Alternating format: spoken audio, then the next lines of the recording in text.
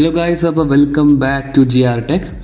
So നമ്മൾ last വീഡിയോയ്ക്കകത്ത് നമ്മൾ അൺറെഗുലേറ്റഡ് AC/DC കൺവേർട്ടർ നമ്മൾ ചെയ്ത് നോക്കിയായിരുന്നു ഒരു PCB. നമ്മളിനി ചെയ്യാൻ പോകുന്ന റെഗുലേറ്റഡ് DC പവർ സപ്ലൈ ആയിരിക്കും.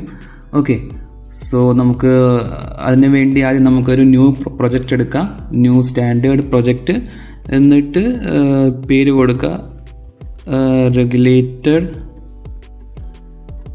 AC/DC. ഓക്കെ, ഇത് സേവ് കൊടുക്കാം. സേവ് ചെയ്തതിന് ശേഷം നമ്മൾ പുതിയൊരു പ്രൊജക്റ്റ് ക്രിയേറ്റ് ആവും. ഇത് നമ്മൾ കുറച്ച് കോമ്പണൻസും കാര്യങ്ങളൊക്കെ നമുക്ക് വേണം. സോ നമുക്ക് ആദ്യം കോമൺ ലൈബ്രറിയിൽ നിന്ന് അവൈലബിൾ ആയിട്ടുള്ള എടുക്കാം. അപ്പോൾ നമുക്ക് ആദ്യം വേണ്ടത് കണക്ടറാണ്. സ്ക്രൂ ടെർമിനൽ നമുക്ക് വേണം. അപ്പോൾ സ്ക്രൂ ടെർമിനൽ ഞാൻ ഇവിടെ കൊണ്ടുപോയി വെച്ചു. ഓക്കെ, പിന്നെ എനിക്ക് വേണ്ടത് 2 സ്ക്രൂ ടെർമിനലായിരുന്നു. ഒരു ഇൻപുട്ടും ഔട്ട്പുട്ടിനും വേണ്ടി പ്ലേസ് ആക്കിയിട്ടുണ്ട്. ഇനി എനിക്ക് ഡയോഡാണ് വേണ്ടത്. ഡയോഡിന് വേണ്ടി ഞാൻ ഈ ലൈബ്രറിയിൽ ക്ലിക്ക് ചെയ്യുക. എന്നിട്ട് 1N4007G-T എന്ന് പറഞ്ഞ ഡയോഡ് സെർച്ച് ചെയ്യുക. അപ്പോൾ ഇതിൽ DO41 ആയിരിക്കും നമ്മൾ എടുക്കാൻ പോകുന്നത്. ഓക്കെ, എടുത്ത് ഞാൻ ഇവിടെ പ്ലേസ് ആക്കിയിട്ടുണ്ട്. നമുക്ക് 4 എണ്ണമാണ് നമുക്ക് വേണ്ടത്. അപ്പോൾ റൊട്ടേറ്റ് ചെയ്യുക, സ്പേസ് ബാർ അമക്കിയിട്ട് ആൻഡ് പ്ലേസ് ചെയ്യുക. 1, 2 and 3 and 4. ഓക്കെ, ഈ നമുക്ക് വേണ്ടത് ഒരു 1000 mF കപ്പാസിറ്ററാണ്, ഇലക്ട്രോലൈറ്റിക് കപ്പാസിറ്റർ നമുക്ക് വേണ്ടത്. അപ്പോൾ 1000 mF കപ്പാസിറ്റർ. ഇൻപുട്ട് നമ്മൾ വോൾട്ട് കൊടുക്കുന്നത് 12 വോൾട്ട് ആയിരിക്കും AC സപ്ലൈ. സോ നമ്മളതനുസരിച്ചുള്ളത് എടുക്കുക. അപ്പോൾ ഒരു 25 വോൾട്ട് കിട്ടിയാലും കുഴപ്പമില്ല. ഓക്കെ, എന്നിട്ട് ഞാൻ 1000 എടുത്തു. ഓക്കെ, ഇലക്ട്രോലൈറ്റിക് കപ്പാസിറ്റർ 1000 mF 25 വോൾട്ടിലേക്ക് ഇട്ടിട്ടുണ്ട്. ഓക്കെ, ആൻഡ് സ്പേസ് ബാർ നമുക്ക് ഈ റൊട്ടേറ്റ് ചെയ്തു, ഇവിടെ കൊണ്ട് വെച്ചു. ഇനി എനിക്കൊരു 470 mF കപ്പാസിറ്റർ വേണം. ഓക്കെ, അപ്പോൾ ഞാനൊരു 470 mF കപ്പാസിറ്റർ എടുത്തു. ഓക്കെ, നമുക്ക് 25 വേണമെന്നില്ല. ശരിക്കും പറഞ്ഞാൽ അത്ര ഹൈ വാല്യൂ നമ്മൾ പോകുന്നില്ല. ശരിക്കും 5 വോൾട്ട് ഔട്ട്പുട്ടാണ് നമ്മൾ എടുക്കുന്നത്. സോ തൽക്കാലം നമുക്ക് ഇതെല്ലാം ഒരേ സൈസിൽ അവൈലബിൾ ആയതുകൊണ്ട് വലിയ വ്യത്യാസമൊന്നും വരത്തില്ല ഫുട് പ്രിൻറ്റ് കാര്യങ്ങളൊക്കെ. അതുകൊണ്ട് നമുക്ക് തൽക്കാലം ഫസ്റ്റ് കാണുന്ന യൂസ് ചെയ്യാം. ഡെമോ മീൻസ് ഒരു പ്രോട്ടോടൈപ്പ് ലെവലായതുകൊണ്ട് നമ്മൾ തൽക്കാലം അഡ്ജസ്റ്റ് ചെയ്യാം. ഓക്കെ, സോ നമുക്ക് ഇതും എടുത്തിട്ട് ഇവിടെ കൊണ്ടുവയ്ക്കാം. ഓക്കെ, ഇത് നമുക്ക് വേണ്ട ഒരു റെസിസ്റ്ററാണ്. അപ്പോൾ റെസിസ്റ്റർ ഞാൻ 5mm എടുക്കുകയാണ്. അത് എടുത്ത് ഇവിടെ കൊണ്ട് വെച്ചു. 1, 2. എനിക്ക് 1K അല്ല, നമുക്ക് വേണ്ടത് 10K ആണ്. 10K കൊണ്ട് വെച്ച് ഞാൻ അതിന് ശേഷം നമ്മൾ 2.2K കൊണ്ട് വെച്ചു നമ്മൾ. ഓക്കെ, 2 റെസിസ്റ്റർ കൊണ്ട് വെച്ചു. ഈ നമുക്കൊരു LED കൂടെ വേണം. ഞാനൊരു 5mm റെഡ് LED എടുത്ത് ഇവിടെ കൊണ്ട് വെച്ചിട്ടുണ്ട് 2.2K താഴെ. ഓക്കെ, ഈ നമുക്കൊരു IC വേണം, റെഗുലേറ്റഡ് IC. ഞാൻ നേരത്തെ അതിൽ കാണിച്ച പോലെ റെഗുലേറ്റഡ് IC നമുക്ക് സെർച്ച് ചെയ്യണം. അപ്പോൾ ആ ICയുടെ പേര് LR7805J ആണ്. ഓക്കെ,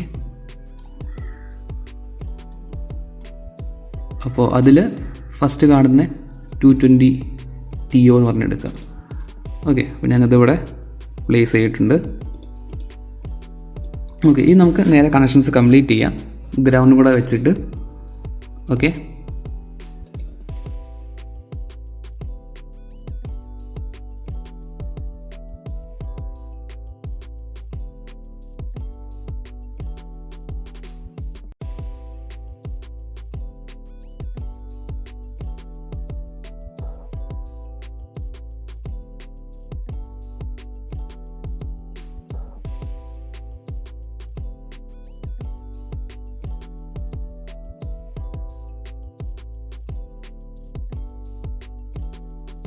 സോ സർക്യൂട്ട് കംപ്ലീറ്റ് ആക്കിയിട്ടുണ്ട്. ഇത് നമുക്കിതിനെ സേവ് ചെയ്യാം. സേവ് ചെയ്തതിന് ശേഷം നമ്മൾ ഇതിനെ കൺവേർട്ട് സ്കിമാറ്റിക് ടു PCB കൊടുക്കുന്നു. നെറ്റെല്ലാം ചെക്ക് ചെയ്യുന്നു. അപ്പോൾ എന്തൊരു മിസ്റ്റേക്ക് കാണിക്കുന്നു. ഓക്കെ, അപ്പോൾ ഇതൊരു ചെറിയ മിസ്റ്റേക്ക് ഉണ്ട്, നമുക്കൊന്ന് റെക്ടിഫൈ ചെയ്യാം. സോ ഒരു ചെറിയ എറർ വന്നിട്ടുണ്ടായിരുന്നു. C1 C2 എന്ന് പറഞ്ഞാൽ അത് ശരിക്കും പറഞ്ഞൊരു ഡ്യൂപ്ലിക്കേറ്റ് ആയിട്ടുള്ള ഒരു കപ്പാസിറ്റർ വന്ന് കിടക്കുന്നുണ്ടായിരുന്നു. അത് ഡിലീറ്റ് ആക്കി നമ്മൾ. അപ്പോൾ നമ്മൾ റിഫ്രഷ് ചെയ്ത് കൊടുത്തപ്പോൾ എററൊന്നും ഇല്ല. നമുക്ക് നേരെ സ്കിമാറ്റിക്കിനെ PCBയിലോട്ട് കൺവേർട്ട് ചെയ്യാം. ഓക്കെ, സേവ് ചെയ്യുക ഒന്നുകൂടെ and convert schematic to PCB. Okay, apply ചെയ്യുക, വന്നിട്ടുണ്ട്.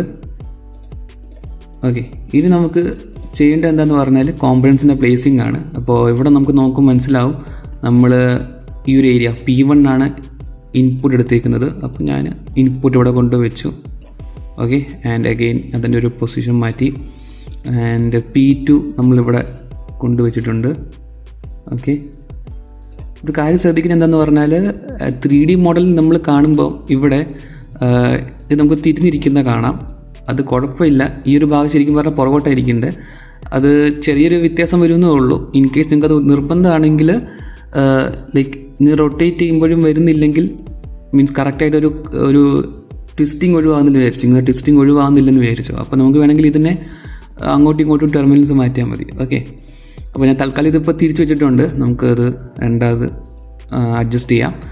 ആൻഡ് U1 ഞാൻ P2 എടുത്ത് കൊണ്ടുവച്ചു. കാരണം നമ്മൾ റെഗുലേറ്റർ സപ്ലൈ ഔട്ട്പുട്ടിൻ്റെ അവിടെ കിട്ടുന്നത്. ഇനി നമുക്ക് D1 D2 D3 D4 ഒക്കെ അടുത്തടുത്ത് കൊണ്ടുവയ്ക്കാം. അപ്പോൾ ഞാൻ D1 അവിടെ കൊണ്ടുവച്ചിട്ടുണ്ട്. D1 D2 നമുക്ക് പിന്നെ ഉള്ളത് D3 ആണ് ആൻഡ് D4.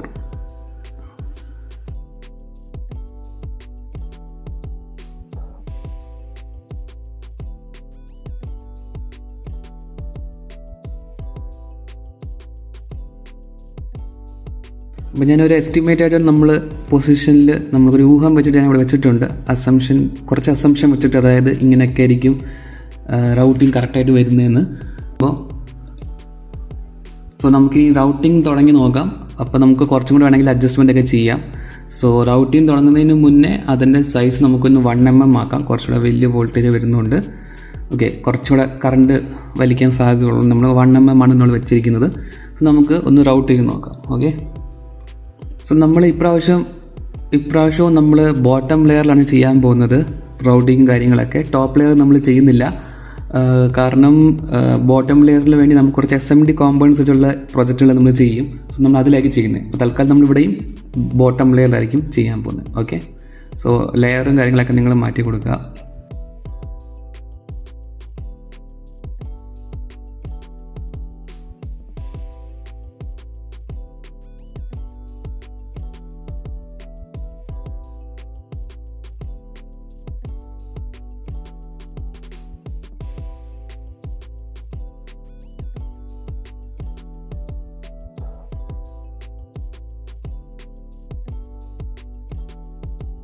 സോ നമ്മൾ ഗ്രൗണ്ട് ഒഴികെ ബാക്കിയൊക്കെ നമ്മൾ റൗട്ട് ചെയ്തിട്ടുണ്ട്.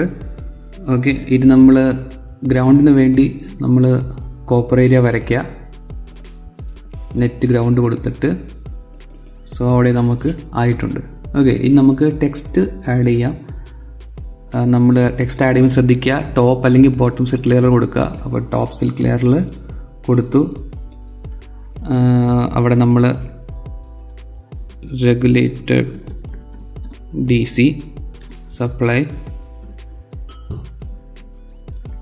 ഓക്കെ, ഇനി ഇതിൻ്റെ സൈസ് വേണമെങ്കിൽ നമുക്കൊന്ന് കുറയ്ക്കാം, 1 ആക്കിയേക്കാം. ഓക്കെ, ഇനി നമുക്ക് ഇൻപുട്ടും ഔട്ട്പുട്ടും നമുക്കൊന്ന് ഡിഫൈൻ ചെയ്ത് വയ്ക്കുക.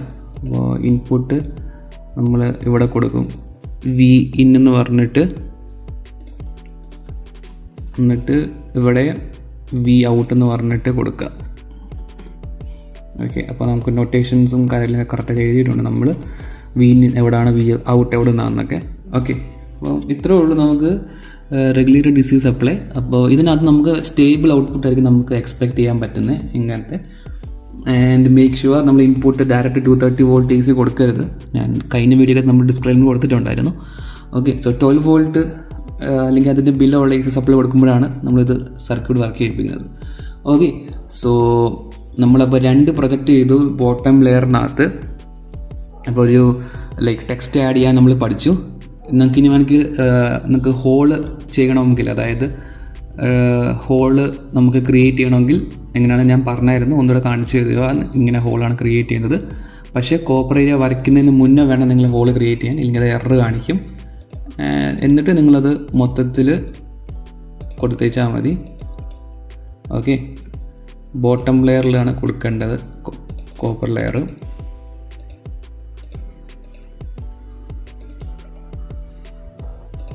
ഓക്കെ, അപ്പം കംപ്ലീറ്റ് ആയിട്ടുണ്ട്. അപ്പോൾ 3D മോഡൽ നോക്കാം. ഓക്കെ, സോ ഇതാണ് നമ്മുടെ മറ്റ് കാര്യങ്ങളൊക്കെ കംപ്ലീറ്റ് ആയിട്ടുണ്ട്. സോ ഇനി നമുക്ക് നെക്സ്റ്റ് വീഡിയോ ആയിട്ടൊക്കെ നമ്മൾ ഇനി ഈ 3D മോഡൽ ഇല്ലാത്തതിലൊക്കെ നമുക്ക് 3D മോഡൽ എങ്ങനെ ആഡ് ചെയ്യാമെന്നൊക്കെ നമ്മൾ കമ്മിങ് വീഡിയോസിൽ പഠിക്കും. So till then stay tuned. നമ്മൾ അങ്ങോട്ട് പോകും തോറും കൂടുതൽ കാര്യങ്ങൾ നമ്മൾ ഡിസ്കസ് ആക്കും വിത്ത് മോർ എക്സാമ്പിൾ. ഓക്കെ, അപ്പോൾ നമ്മൾ നെക്സ്റ്റ് വീഡിയോക്കകത്ത് നമ്മളിനി ടോപ്പ് ലെയറിൽ എങ്ങനെ നമ്മൾ പ്രൊജക്റ്റ് ചെയ്യുന്നത്, മീൻസ് PCB ചെയ്യുന്നത് നമുക്ക് പഠിക്കാം.